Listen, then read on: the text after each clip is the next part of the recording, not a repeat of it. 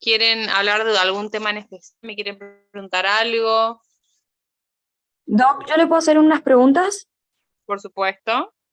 Bueno, la primera pregunta es, en el MIR decía que en la artrosis, decía Ujú. que la primera articulación o la primera afección que iba a haber era la rodilla, y la segunda que es la raíz artrosis, que es el primer metacarpo falángico. ¿Eso está Ajá. bien? Sí, está bien, ¿Está perfecto. bien? Sí. Perfecto.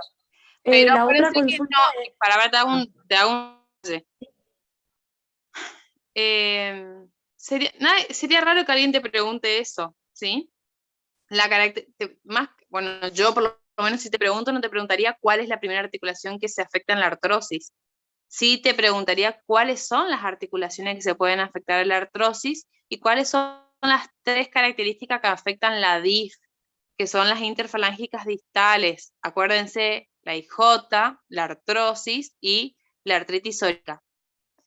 Eso nos hace una gran diferencia de la artritis reumatoide, ¿sí? Que es una opinión muy reumatológica, pero bueno, están dando reumato. Si ustedes manejan eso, están más que bien, ¿sí?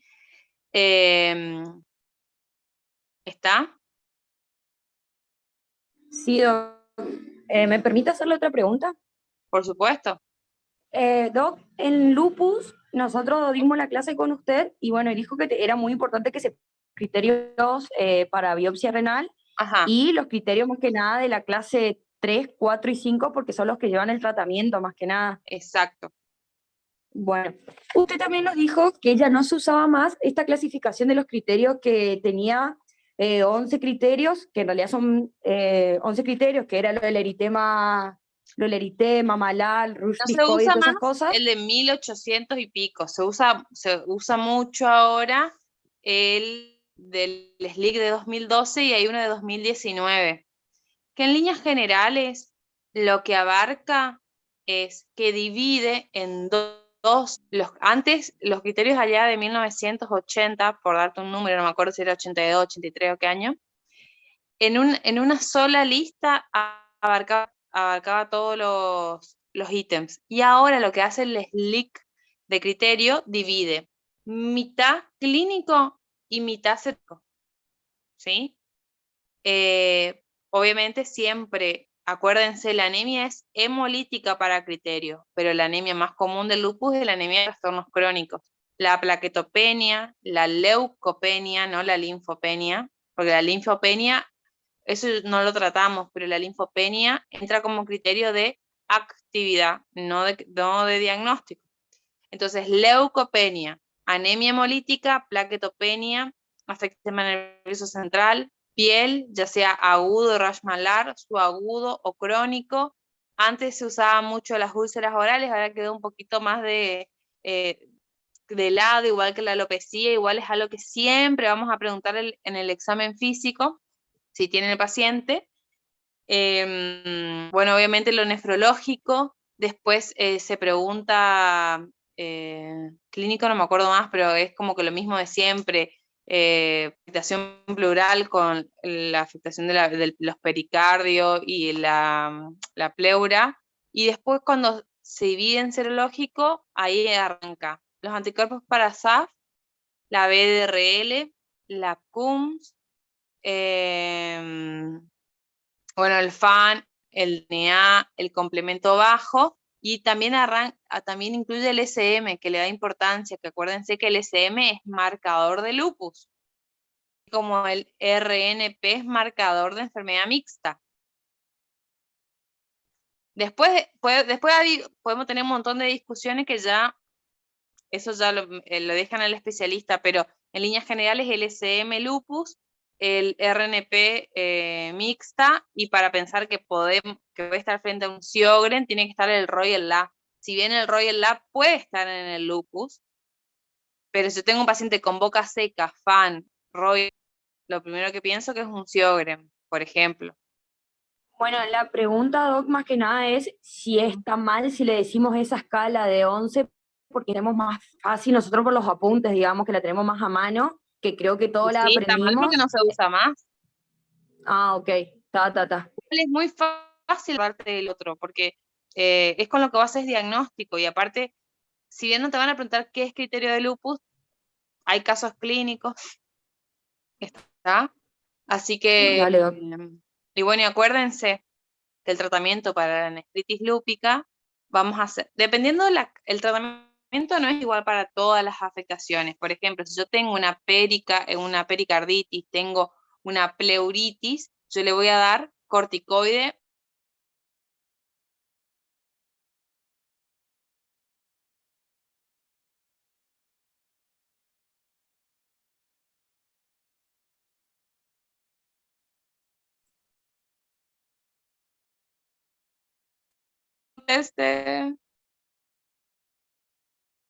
Doctora, creo que se le Ajá, ¿me cortó un escuchan? momento. Ah, listo, ¿ahí me escuchan bien? Sí, ahora sí, yo por lo menos sí. Está. Entonces, el tratamiento de lupus va a depender de la afectación sistémica que tenga.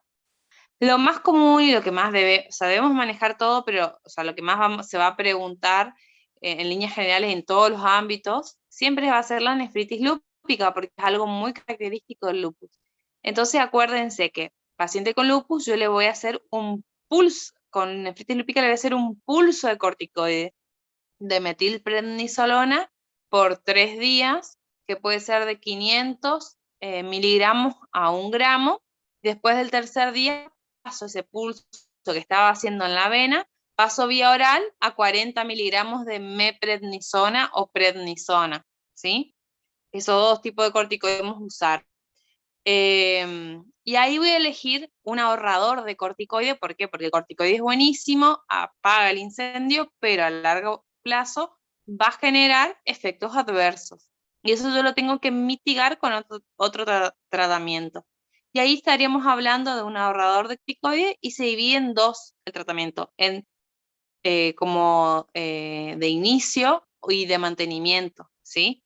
De inicio dura por lo menos 6 meses, o de ataque, como le quieran decir, en líneas generales dura 6 meses y podemos usar ciclofosfamida 1 gramo, ¿sí?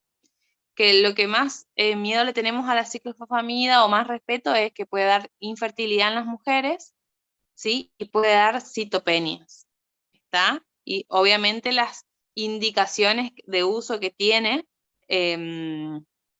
la ciclofosfamida, donde el paciente se tiene que hidratar muy bien porque la acroleína puede generar hemorragia, una cistitis hemorrágica, ¿está? En las primeras horas de haber administrado. Entonces el paciente tiene que tomar mucho líquido y tiene que hacer muchas veces pis. Eso es una de las cosas de la ciclofosfamida. Después, si queremos hacer con otra medicación la inducción, o el tratamiento de ataque, puede ser micofenolato a dosis de 4 gramos, ¿está? O la dosis máxima que tolere el paciente. Todo esto por 6 meses, y a medida que van pasando estos 6 meses, yo voy disminuyendo en forma progresiva y según clínica del paciente el corticoide, pero mantengo el inmunosupresor ahorrador de corticoide. ¿Me siguen hasta acá? Profe, ¿puede repetir la dosis del corticoide y ahora? 40 miligramos como dosis máxima vía oral y después vamos a ir bajando. Gracias. Disculpe, Doc, ¿le puedo hacer una consulta? Sí. Entonces, ¿empezamos con el ahorrador cuando pasamos a la vía oral o cuando ya tenemos con la vía intravenosa? No, después que pasás a vía oral, deja pasar el pulso solito, son 3 días nomás. No te cambia, Ah, bueno, muchas ¿está? Una vez que hicimos los 6 meses, ya sea 1 gramo de ciclofosfamida por mes o le tuvimos 4 meses, ahí se cortó de vuelta. Estoy en la pieza de agarrar mal internet, ¿me escuchan bien? Sí, doc, se le Profe, escucha. Entonces, una vez que nosotros hicimos los 6 meses, ya sea con ciclofosfamida 1 gramo, ya sea con 4 miligramos de micofenolato, 4 miligramos me refiero, no importa la dosis de presentación, pero que sean, acuérdense que hay 2 tipos de micofenolato, el de 500 y el de 360. El de 360 tiene que por lo menos 4 comprimidos cada 12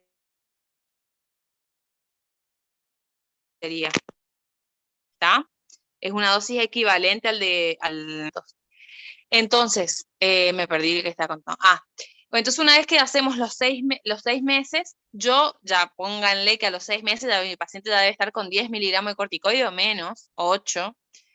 Y ahí paso a la dosis de mantenimiento, que es un tratamiento que lo voy a hacer durante 2 años por lo menos, donde puedo pasar de ciclofosfamida a micofenolato a una dosis de 2 gramos bajo la mitad de lo que se usa para inducción. Puedo pasar de ciclofosfamida a micofenolato o de ciclofosfamida a acetoprina. ¿Está? Y si yo venía con micofenolato, puedo pasar de micofenolato a micofenolato, de micofenolato a ASA, o inclusive también puedo hacer mantenimiento con ciclofosfamida trimensual, cada 3 meses, que eso casi no se usa. Y eso lo mantengo por 2 años, obviamente esto es cuando el paciente es ideal y anda re bien, ¿sí? Debería mejorar la proteinuria. La proteinuria debe mejorar al 100% y lo ideal es que sí. Pero hay veces que no mejora, ¿por qué? Porque tienen un grado 5 en la biopsia y siempre va a ser perdedora de proteína, entonces se considera que a los 6 meses o al año de haber iniciado el tratamiento, si la proteinuria disminuyó más del 50%, tenemos buena respuesta. ¿Está? No porque siga con proteinuria, por ejemplo, arrancó con 5 gramos de proteinuria y ahora después de 6 meses o al año sigue con 1 gramo de proteinuria, respondió más que bien. ¿Está? Lo que vamos a hacer es medidas antiproteinuria como el enalapril. Y no olvidarse que siempre va con calcio, vitamina D, si tiene anemia le damos vitamina B12, hierro, fólico, eritropoyetina, ¿está? Acuérdense, eso es tratamiento básico de paciente con falla renal, si es que el paciente llega a tener falla renal por el lupus. ¿Está? Después hay otra droga que se puede usar cuando el tratamiento es refractario, que es el rituximab. ¿Está?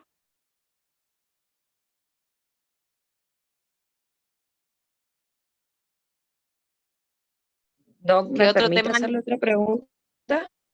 Sí, vos preguntá porque para eso estamos, así que aprovecha. Bueno, pero por ahí mis compañeros quieren preguntar y no quiero matar a preguntas. Bueno, que grite, el que primero grita, se le contesta, dale. Bueno. Doc, otra pregunta es, dicen que suele ser pregunta oral que pregunten cuáles son las que afectan principalmente a pulmón, y las principales la de Chau-Strauss y la de Wegener, pero también la poliangiitis microscópica viene con hemorragia alveolar y todo eso. Si yo tengo que Ninguna decir, es digo las tres. principal. Escuchá, Ok. ninguna es principal, todas pueden afectar, así que las 3 vasculitis ANCA afectan pulmón. Está bien, es una pregunta, una respuesta más que bien contestada. Está, las tres entonces, no solo la de Chau-Strauss y la de Wegener. Las 3, la PAM, la EGPA y la PGA. Ajá. Bien. Doc, y la otra pregunta es, ¿entra la parte de terapéutica en esta era? Porque nosotros hemos entendido que después tenemos otra era de terapéutica que no nos van a preguntar ahora. O sea, nos preguntan los tratamientos, obviamente, pero como que te he entendido que no es exclusivamente terapéutica las preguntas también acá, como saber todo sobre el fármaco. Si usted nos dice que sí, nos ponemos a leer más, y si no, se deja para la era que usted hay después. No sé, pero yo preguntas de terapéutica hice. Pero Bien, no. nada que no hayamos hablado. Perfecto. Muchas gracias. La terapéutica mía y las de reumato ya hice todas. Ok. Y otra pregunta, ¿es con piso como en hemato o es todo oral? ¿Sabe cómo es el manejo? No, no me dijo eso. Está. Bueno, muchas gracias. No,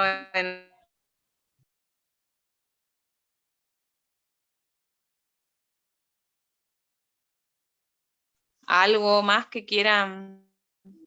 Doctora, yo les hago una pregunta. Sí. una pregunta. ¿En la mesangial mínima le damos enalapril o en esa le dejamos como expectante nomás? No, siempre enalapril. Desde el comienzo, entonces, enalapril. Sí, Está. sí. Gracias. No hay nada.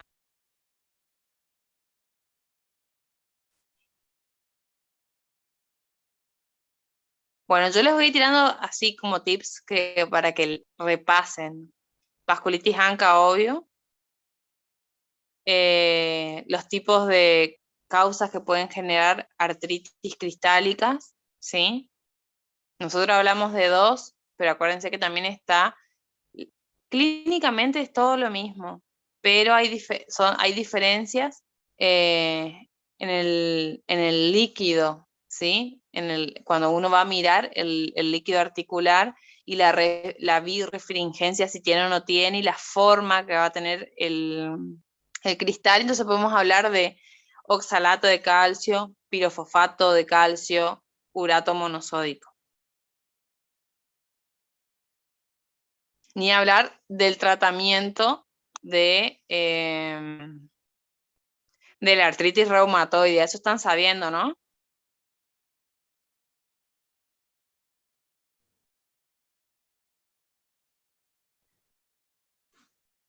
Profe, ¿puede contarnos sobre el tratamiento otra vez, por favor, y de la artritis reumatoide y sobre la artritis reumatoide juvenil, el tratamiento?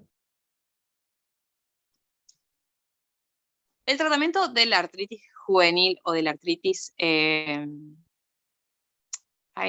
reumatoide es bastante parecido. La única diferencia es que hay fármacos que no están aprobados en niños, por ejemplo, la leflunomida.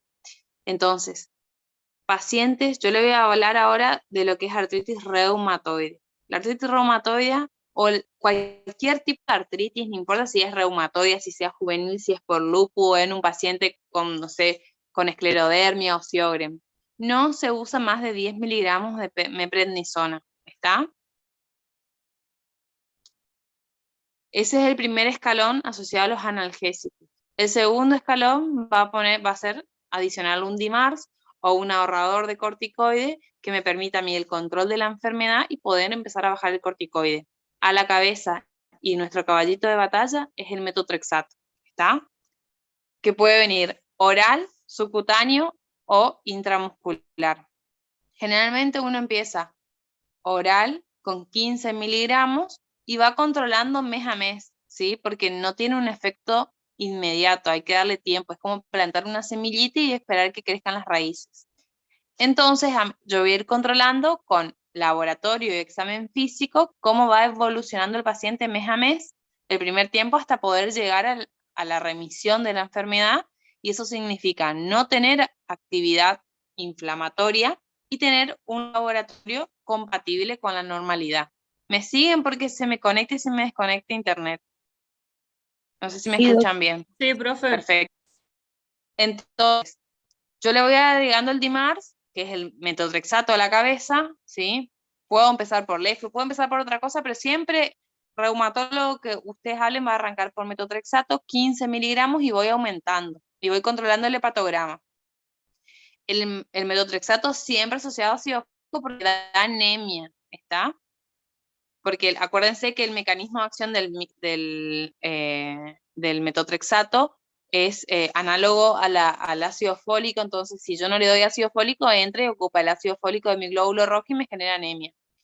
Entonces, yo pongo 15 miligramos de metotrexato y mes a mes, idealmente lo voy controlando y voy bajando el corticoide y voy llevando o a dosis óptimas de metotrexato o le dejo en 15, dependiendo cómo esté el paciente, ¿sí?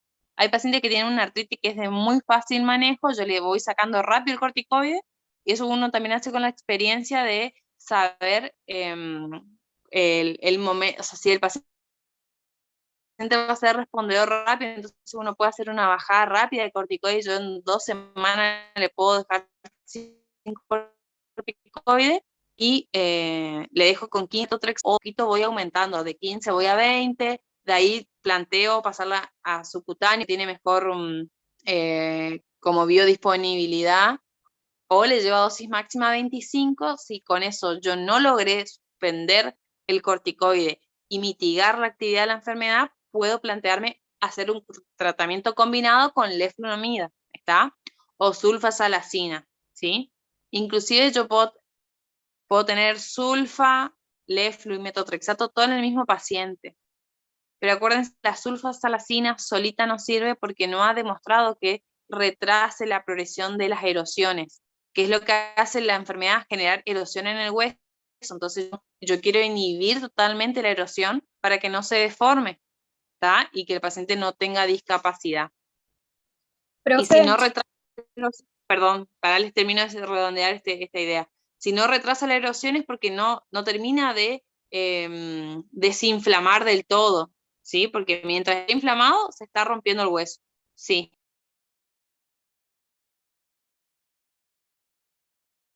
perdón, entonces, de primera línea el tratamiento sería el corticoide, que usted había dicho, el Ujú. naproxeno, junto Ajá. con el corticoide, la meprednisona. Arrancamos directamente, porque se cortó esa parte, o al mí al menos, Ajá. con dosis máxima. No, ¿de qué? ¿De metosato? No, de prednisona, del corticoide. ¿Y cuáles son las dosis máximas? ¿A qué te referís? ¿A los 10 Porque miligramos? claro, porque tengo anotado de 8 a 18 miligramos, por eso. No, 18 no, es de 8 a Ah, ok. 10. Yo personalmente arranco siempre 8 miligramos.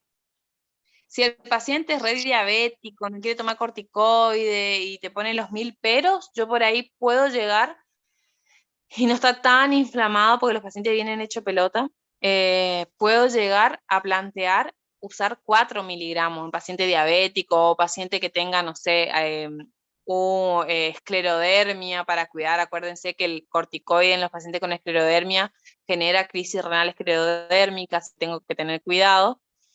Si no, yo siempre le arranco 8 miligramos.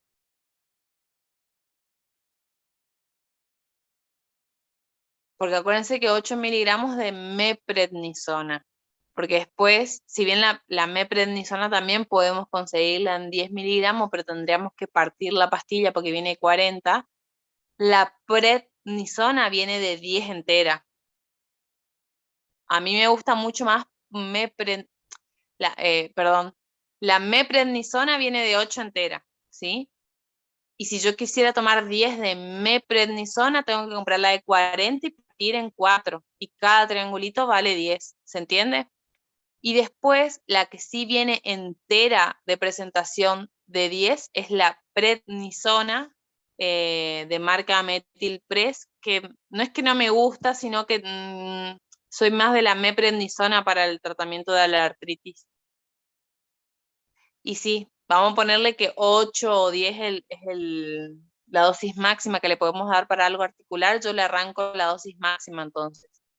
Pero tener cuidado al decir dosis máxima porque se puede dar a confusión y pensar que estás hablando de 1 miligramo kilo y ahí está mal. Gracias.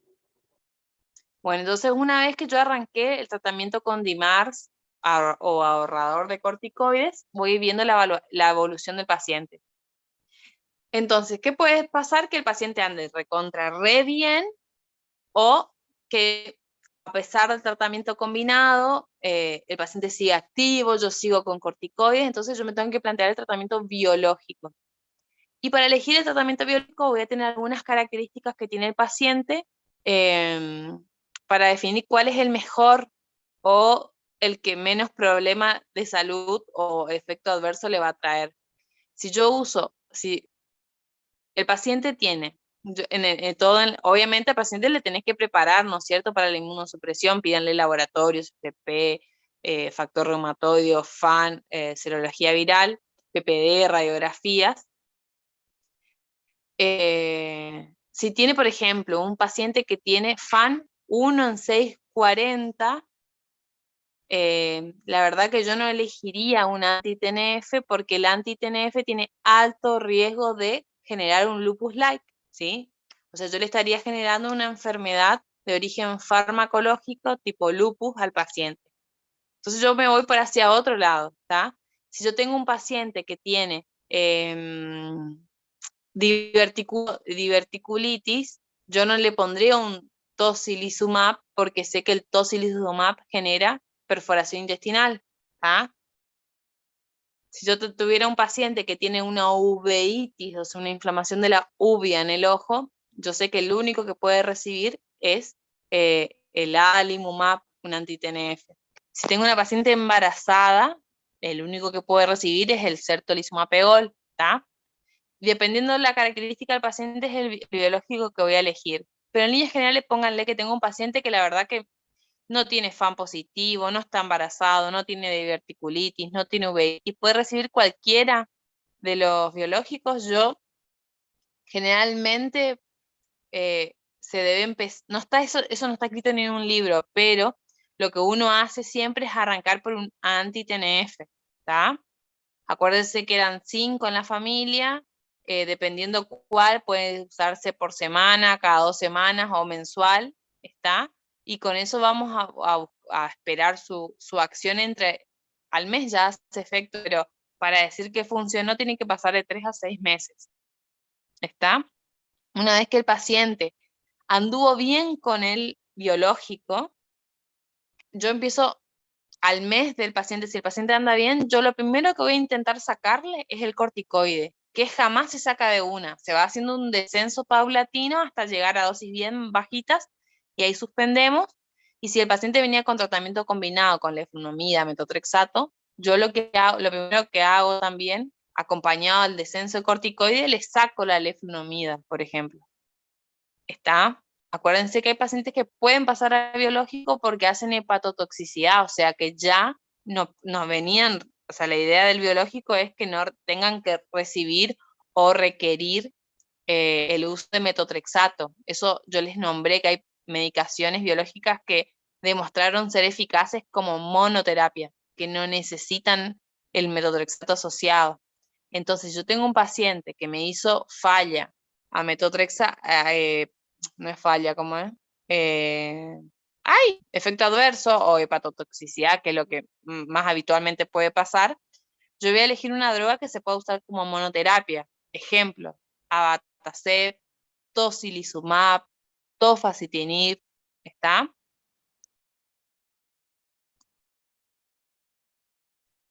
Profe, Sí. ¿cuál era el punto de corte a tener en cuenta para no generar un lupus likes con respecto al anticuerpo? O sea, En para no realidad usar un no hay un anti-TNF. punto de corte, no hay un punto de corte. Pero en líneas generales, si vos tenés un PAN 1 en 320, vas a estar atenta, pero no le tenés miedo. Si yo tengo un paciente, eso no está tampoco en los libros, pero si yo tengo un paciente con un PAN mayor a 1,640 y yo a ese no le pongo anti-TNF. Me ha pasado tener una paciente 1 en 80 que es negativo, el punto de corte para empezar a hablar de un PAN positivo, y me hizo un lupus like igual con certolizumab peor.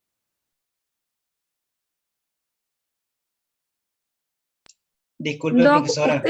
perdón. Sí. Le consulto. Entonces, Ajá. ¿es el mismo tratamiento tanto en la ventana de oportunidad como cuando es crónico? ¿O se modifica el tratamiento? No, no se modifica. Lo que te da la ventana de oportunidad es mayor control de la enfermedad a tiempo, ¿sí? Y evitar las erosiones, ¿sí? Porque si estamos hablando de un paciente crónico, probablemente sea un paciente que ya tiene erosión. Bueno, muchísimas gracias. De nada. Doc, ¿usted podría seguir diciendo qué temas son como lo que tendríamos que tener muy específico que dijo la vasculitis ANCA, dijo lo de la diferencia en el líquido articular, dijo el tratamiento de artritis reumatoide? No sé, y ahí se toca a usted para preguntarle algo. Si Y usted podría todo seguir lo que diciendo. todo lo que es, ¿cómo era? Esclerodermia, las diferencias, los diferentes tipos de presentación de esclerodermia. ¿Qué más? Ahora estoy pensando. ¿Qué otro tema yo di? Espondilitis anquilosante. Las Bueno, eso es cero una cero negativas. negativa, esa deben saber, sí. Esa repasen. Ujú. Repasen más, sí, fíjense que al principio de la clase lo que yo les hablo en líneas generales que comparten como grupo todas estas enfermedades, por qué las hace o sea, qué les hace familia y qué las diferencia de, por ejemplo, una artritis reumatoidea, que el HLA, la uveitis, la dactilitis, la entesitis, la artritis, la psoriasis, ¿está? Bueno, ese tema repasen porque es un tema troncal, es importante. ¿Qué más? ¿Ya pensaron si les dan a elegir qué tema hablarían? Usted dijo artritis reumatoidea, por las dudas no. ¿Para Todavía- hablar? No, Sí, artrosis no. Artrosis no, artritis reumatoidea, por supuesto. Temón.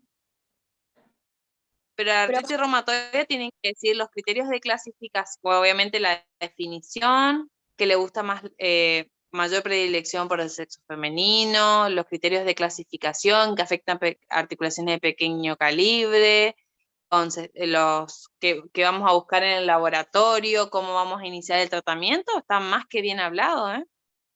Doc, ¿y si se elige vasculitis, le decir todas o puedo elegir, por ejemplo, la de pequeños vasos, la de mediano, la de grande? O sea, empezando con la Eso es lo que yo definición les dije, principal. no elijan, por eso, no elijan vasculitis, elegí Ah, uno de las vasculitis.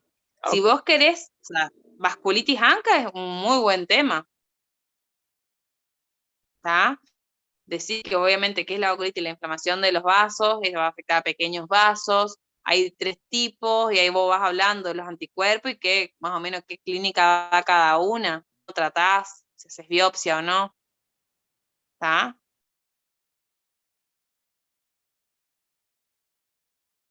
Bueno, por profe, ejemplo, acuérdense que todo lúpico debe tener hidroxicloroquina, que es un inmunomodulador, que no es inmunosupresor.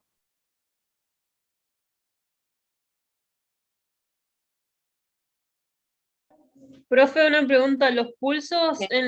cuando hay UIP en artritis reumatoide son de 1 gramo por día por 3 días también? Sí, se puede hacer de 500 a 1 gramo.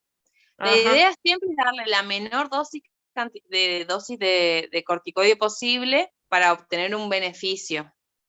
ajá. Y después de los pulsos seguimos con 40. Con Sí. 40 de corticoides. Ajá. Ajá. Y obviamente le vas a poner un biológico, que puede ser ciclofosfamida, pero acuérdense que no cubre articular, así que la idea, obviamente, como yo le había contado, la industria rápidamente buscó la beta económica y plantearon que se puede usar rituximab, se puede usar abatacept, ¿sí? Ajá. Se puede usar tocilizumab también para pulmón y que cubre también articular. Ajá. Bueno. profe, una pregunta. Respecto al tratamiento de la artritis reumatoidea juvenil, ¿hay algo que tengamos que tener en cuenta, además de que la leflunomida no se usaba en niños? Y bueno, dependiendo del tipo, sobre todo la que más se diferencia es cuando hay uveitis, que sí o sí hay que darle biológico, el adalimumab, y hay que tener en cuenta que la sistémica se trata como una enfermedad de estilo del adulto, que eso no se dio, pero es una enfermedad que genera rash, fiebre, poliadenopatías. A veces casi que ni tiene artritis, tiene más síntomas sistémicos, y ahí se le da tocilizumab, anti-interleuquina 6. A ver, le puedes dar metotrexato, corticoide, pero si no funciona, tocilizumab. O sea, a la sistémica vos no le vas a poner un anti-TNF, no le vas a poner un etanercept, no le vas a poner una adalimumab. ¿Está? Gracias, doctora. De nada. Bueno, y acuérdense que qué controles tienen que tener los pacientes con AIJ, ¿no? Todos los pacientes con AIJ, ¿a dónde deben ir a hacerse un control sí o sí? Al oftalmólogo. Oftalmólogo. Eso, dale, ahí ya aprobaron una pregunta. ¿Algo más? ¿Algún otro tema? Tírenme, Profe, así yo voy charlando, porque profe, respecto a los criterios de Takayasu, ¿EULAR ajá, o ACR? están los nuevos, Adular ACR. Bien, y en el caso de la artritis reumatoidea, Eular, No, fíjate que también están los nuevos, los últimos que yo les di, que va sumando puntos, que incluye el CCP, el factor reumatoideo, el tiempo de evolución similar o mayor a 6 semanas, el número de articulaciones, cuanto más articulaciones pequeñas, más puntos hacen el diagnóstico. Esos son criterios combinados de ACR regular. ah, perfecto, perfecto. Porque si no estaban los viejos que eran de ACR, que era también de 1800 y algo, 1980, perdón, que ahí deja fuera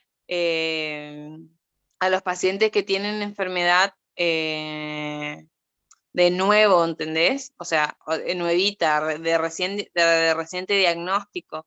La idea antes era que vos llegue todo doblado para que te hagan el diagnóstico. Lo mismo pasa con espondiloartritis, que ahora se empezó a manejar hace un tiempo la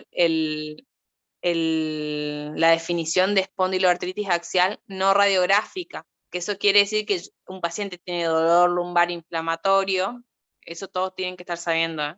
Dolor lumbar inflamatorio, cuál es ¿cómo se llama? ¿Cuáles son las características del dolor lumbar inflamatorio? Y yo le hago una radiografía y la radiografía me viene normal, pero tengo reactantes de fase aguda elevado y una clínica compatible con maniobras de sacroiliaca positiva, y no por eso yo voy a decir que no tiene una enfermedad de las mías. Entonces ahí ingresa y se empieza a descubrir que la resonancia sirve para ver el edema óseo. O sea que todavía no hay erosión y la idea es esa, o sea, que el paciente no llegue a la erosión y nosotros le podamos dar un tratamiento y un diagnóstico. Perfecto, profe, gracias. Lean bien cuando ustedes, me pasó cuando estando en el oral, por ahí cuando uno habla de falla renal, tengan idea del manejo de la falla renal, ¿no? ¿Cuáles son los criterios de biopsia? ¿Qué podemos encontrar como parámetros de actividad, como semilunas, bueno, necrosis, cariorrexis, por ejemplo, necrosis, después que nos habla más de cronicidad en la biopsia, la fibrosis? Eso está en una de las diapos posterior al de lupus, hay un cuadrito, búsquenlo y pueden repasar.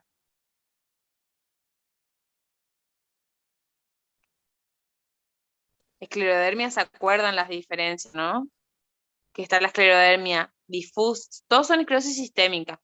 Y después tenemos las subcategorías como la esclerodermia difusa, donde hay en forma difusa compromiso de piel, y va a predominar mucho la afectación de la cara con la nariz en pico de pájaro, microstomía, la piel tensa, afectación intersticial a predominio, se relaciona más que nada, perdón, a la esclerosis 70, en líneas generales.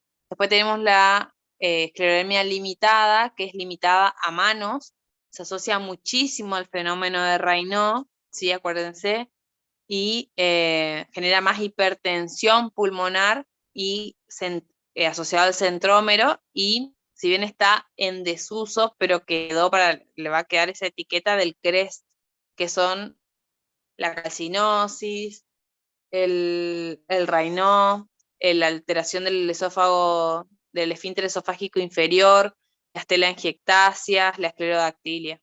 Y después tenemos las localizadas, que son la morfea y la ensable.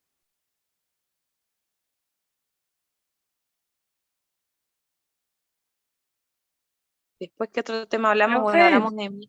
Sí. Profe,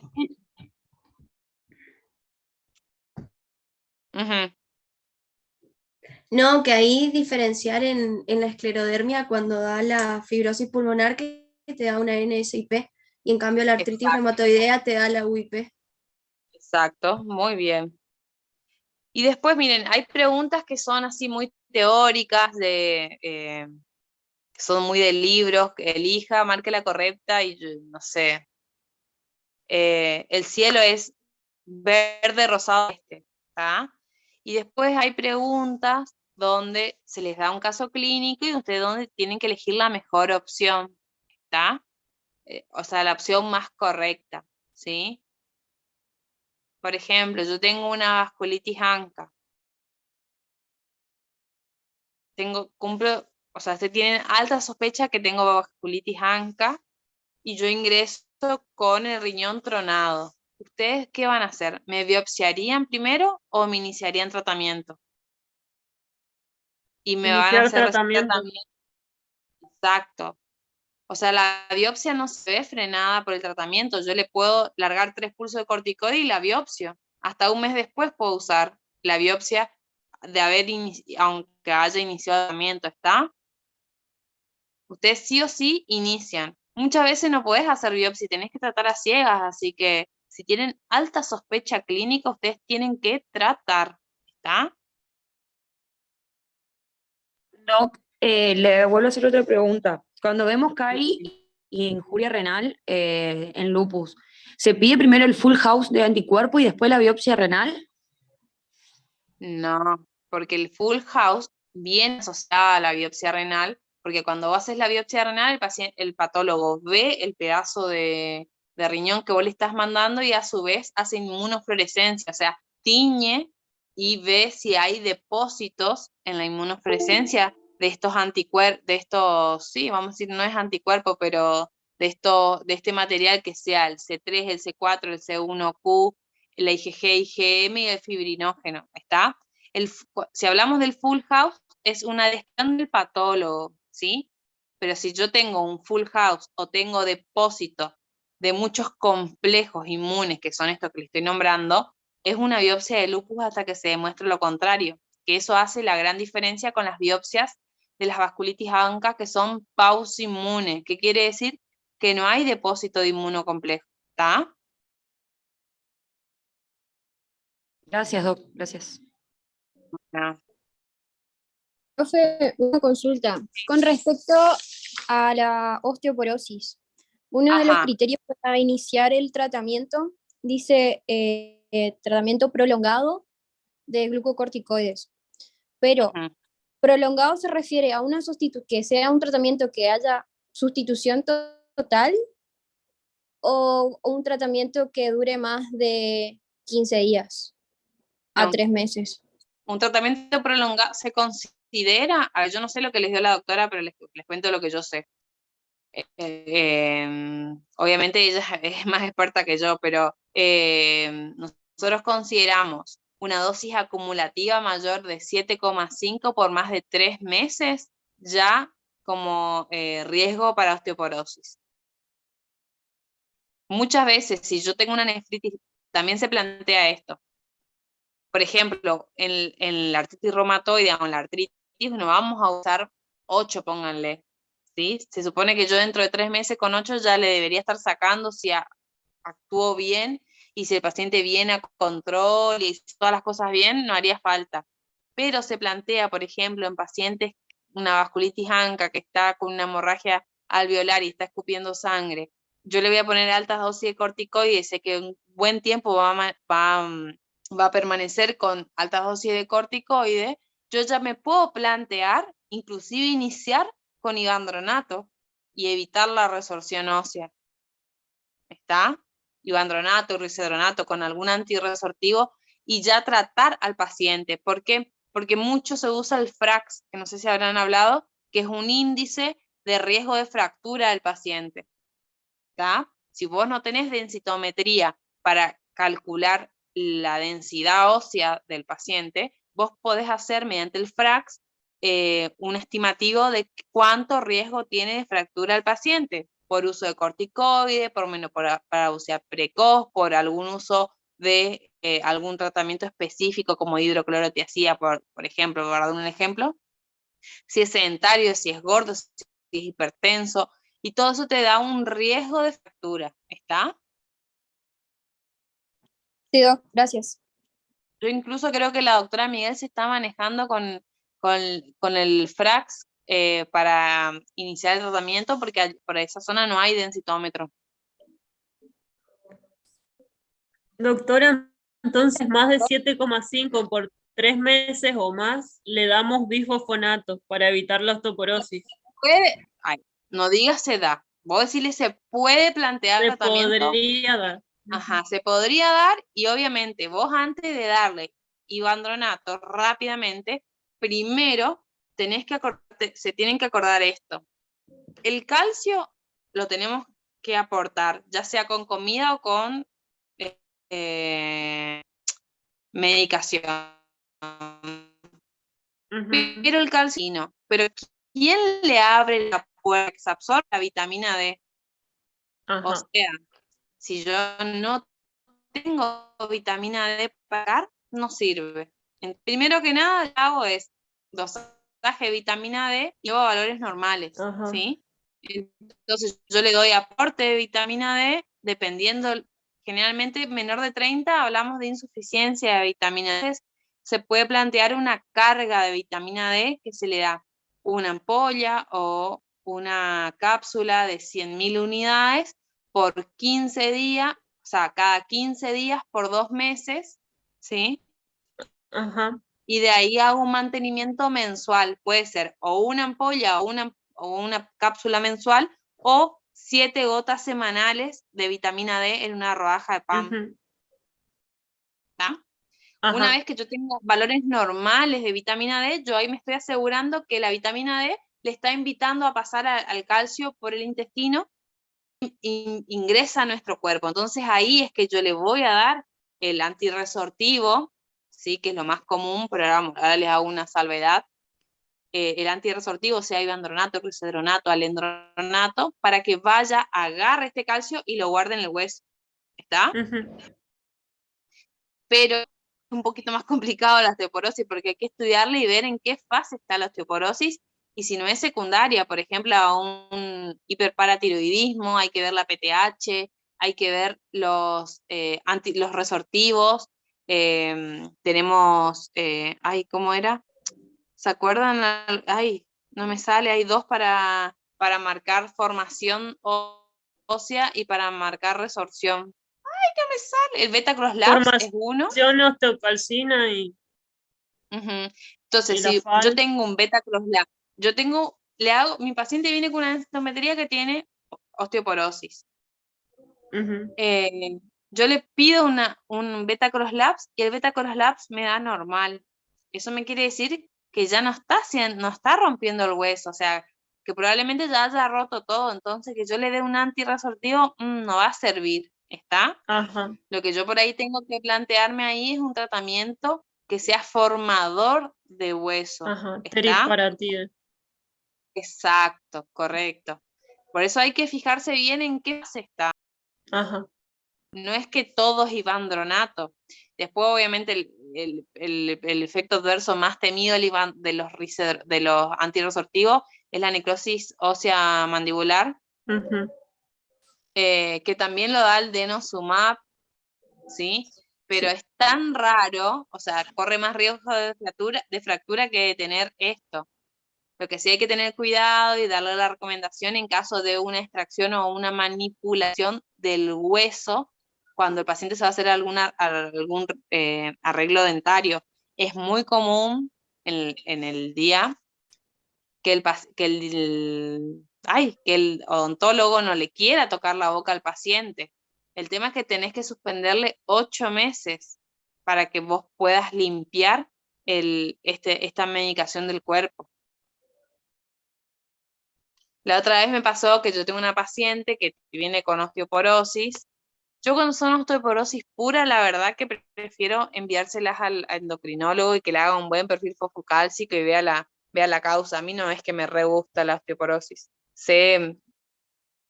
No lo básico, sé bastante, pero no me considero experta. Bueno, y la señora, fíjense, la hija estudiaba odontología, y cuando se le planteó el antirresortivo, puso el grito en el cielo y dijo que no, y que ella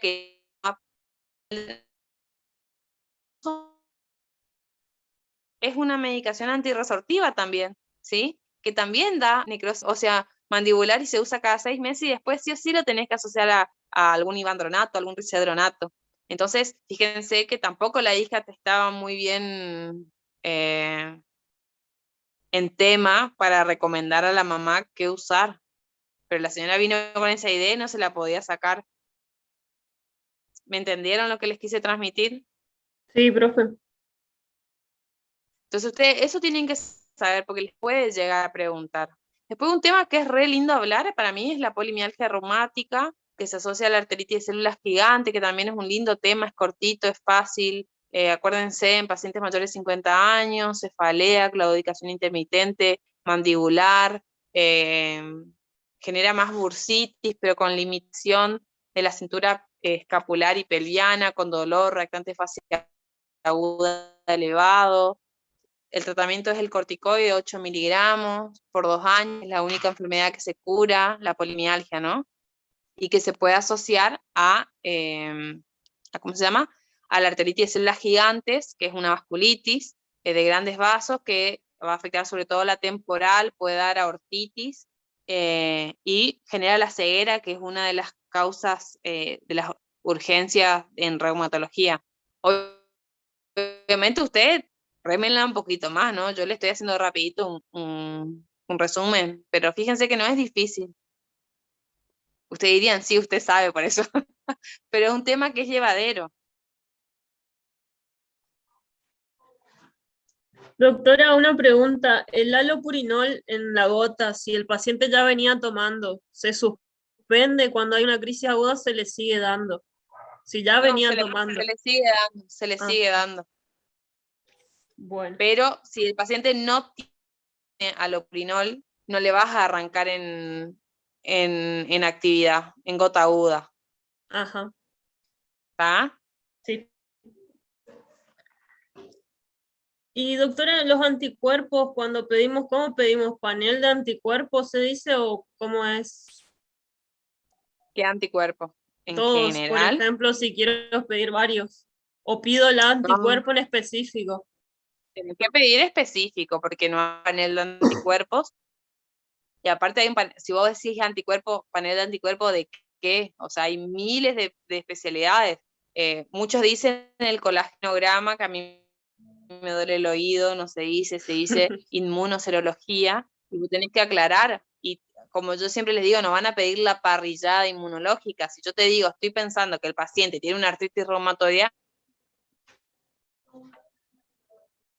te pregunto, ¿qué anticuerpo le pedís? ¿Qué le pedirías vos? El factor reumatoide, el CCP. Perfecto. Con esos dos ya basta. O sea, sí que yo siempre yo tengo alguna mañita que le voy pidiendo otras cosas, pero porque yo ya me voy preparando la cancha, pero que vos des esa respuesta está perfecta. Ajá. ¿Entendés? Sí. No le vas a pedir vasculitis anca a un paciente que tiene una artritis reumatoidea, pero me diría, pero no sé qué tiene. Con la experiencia vos te vas a dar cuenta. ¿Sí? Sí. La vasculitis anca no viene solamente con artritis, viene con otras cosas. Ajá. Profe, de las reumáticas, ¿son más comunes el nombre artritis psoriásica, dermatomiositis, Behçet, espondilitis anquilosante, fibromialgia, artritis idiopática juvenil y cuál más? ¿Cuál se puede ¿Son más agregar que qué? es más común, más frecuente en hombres? Mira, cualquier enfermedad puede afectar al hombre, pero por ahí, en líneas generales, todas son más comunes en mujeres.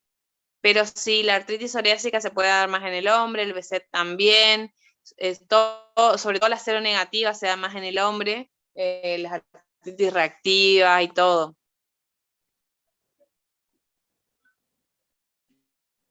Si a eso iba tu pregunta. Eso igual no te van a preguntar. No, le pregunto justamente porque fue una pregunta de examen que se le hizo a un compañero. ¿En serio? Es media polémica. Bueno. Preguntan cada cosa. Que todos pueden preguntar. Qué raro que no me avisó a mí para tomar examen. Bueno. ¿Algún otro tema? ¿O alguna otra pregunta, alguna duda? Profe, en la de células gigantes, Ujú, cuando había maurosis, ujú, ¿se le daba tocilizumab como ahorrador? sí, Sí, ajá. Y el metotrexato se podía dar como ahorrador en las de células gigantes o no? Si no mira, tiene amaurosis. sí se podría. Ajá. Mira, justo me les cuento un caso. Me vino ahora un paciente. Les cuento porque no todo a veces es de libro, ¿sí? Ustedes igual traten de contestar preguntas de libro, ¿se entiende?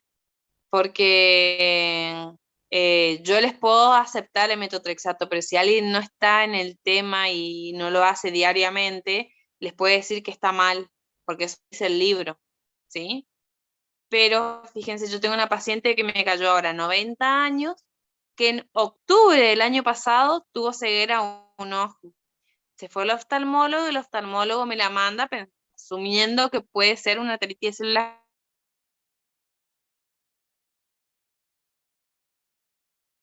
Una eritro y una PCR un poco elevada, de 40 y una PCR de 12 para un punto de corte de 5. Tampoco es una locura, inclusive puede estar aumentado por la edad obesa. Pero bueno, el examen físico, yo le reviso todo y la señora tiene una limitación en el arco del brazo, o sea, para levantar, que parece más afectación del supraespinoso. Pero bueno, obviamente amerita que confirme si tiene afectación del supraespinoso, todo, y me planteo obviamente el diagnóstico de ACG. Si yo soy criteriosa, la señora en su momento, dentro de las 24 horas de haber me toqué el anteojo, la visión en el ojo, y haber recibido corticoides para cuidar a este ojo, ¿tá? La señora nunca recibió corticoides y viene ahora sin ningún síntoma, más que por ahí una leve limitación de la cintura escapular que la mandé a estudiar. Entonces, ustedes me preguntan, ¿qué hago? ¿Le lleno de corticoides a una señora de 90 años que le voy a generar mayor comorbilidad? Y la verdad que no, ¿sí? Le pongo tocilizumab a una señora de 90 años, no porque no se merezca por la edad, ¿eh? Estamos hablando riesgo-beneficio, porque la familia me plantea que ellos quieren darle calidad de vida. Entonces, yo con mi tipo de medicación que es tan agresiva en un paciente añoso, que todo riesgo de infección, alto riesgo de herpes zóster y todo, igual ellos saben los riesgos corremos, sin tratamiento corremos igual. Entonces, lo que yo les planteo a ellos es ponerle una dosis chiquita de corticoide, tipo polimialgia reumática, o variar entre 8 a 20, como un tratamiento más, más casero, ¿sí? Y asociarle metotrexato de corticoide, porque la señora ya no perdió la vista del otro ojo, no sé si lo llegue a hacer.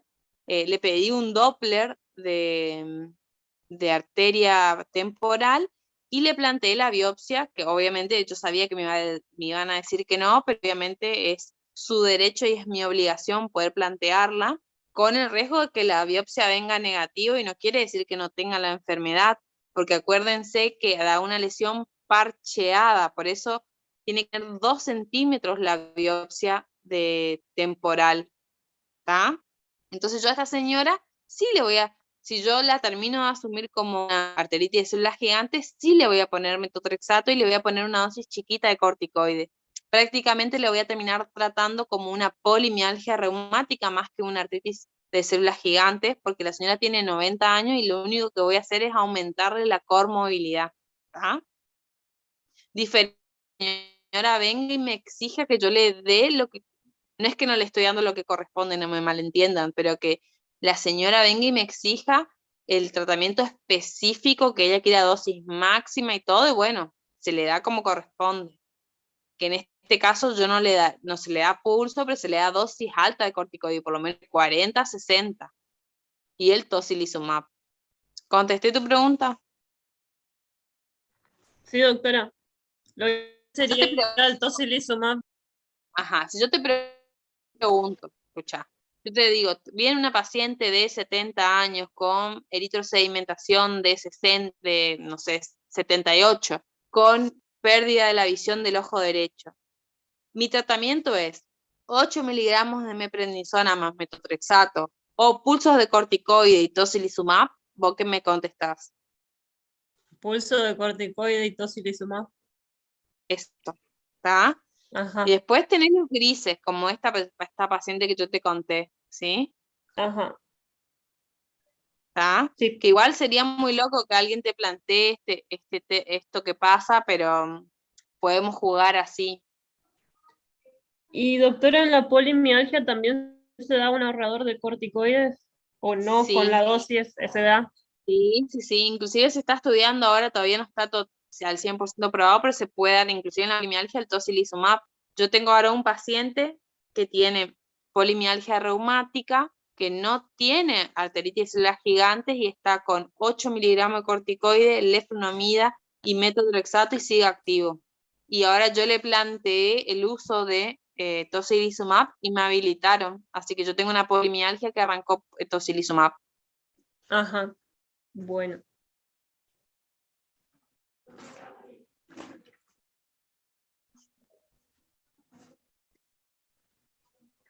¿Alguna pregunta más?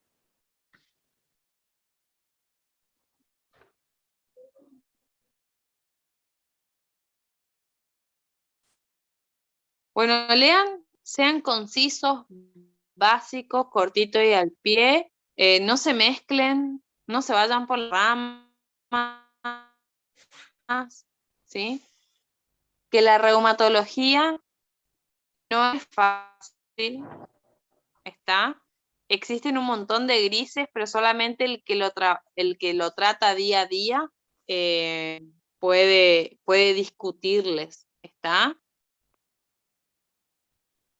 No si le dan a elegir, no elijan temas difíciles ni largos, elijan temas cortos, precisos.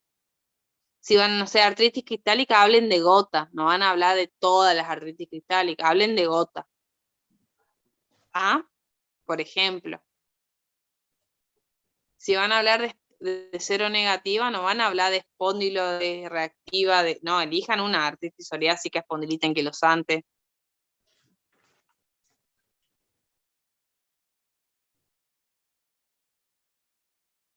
Y el tema que elijan, obviamente, sépanlo bien.